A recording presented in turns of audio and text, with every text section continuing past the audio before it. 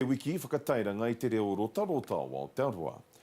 E para ana tētahi kai pakihi wahine Maori te huarahi ki te hanga I te kēmu matihiko reo rota tuatahi I te ao. Hei tā te kai whakatū o SeeCom, hei tā Adele Hauwai, he maha ngā reo o te ao ka kawea e te taputapu nei, tu atu I te reo rota Maori. Kei a Mania Clark te rua ngāke.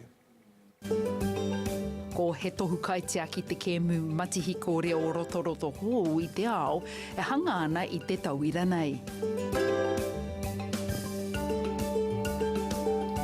Tautoko the deaf community, helping to improve employment and education for them, even improve, boost te reo Māori, and boost English skills. Mā ngā moro iti e rua tau te pakeke ki ngā taiuhi te kaumā 8 tau, me o rātau whānau te kēmu, kia whakaakona ai te reo rota mā te whāpā mā ngā tāngata whai kaha no hoki. There are other people who have different skills, for example, children with autism who can't speak, or even people who are learning te reo Māori. It's a support language, so it can help learn the hands-on way for spoken language. Ka taia te hangarau a matihiko hou, te whakamāori ngā tohu mati. You sit in front of a computer, open it up, and basically you can just sign in front of the screen and the characters will copy what you're signing.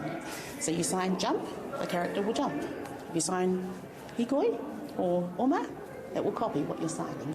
E rua rau ngā rota o te ao, ka kawea te kēmu e ngā reo o Haina, o Hapani, o Amerika, o Tiamani, o Ingarangi me te reo Māori. Merging both official languages of te reo Māori and sign language, it will allow access to, again, learn about their own Māori tikanga, Māori culture. Especially due to limited interpreters, limited resources, they haven't been able to learn te reo Māori or their tikanga properly. Mo te wā tuatahi, ka akuna te reo rota, whirei ngā kupu, Aotearoa, marae, oma, maunga, me matariki, mā te kēmu matihiko nei. Mania Clark, te kaia.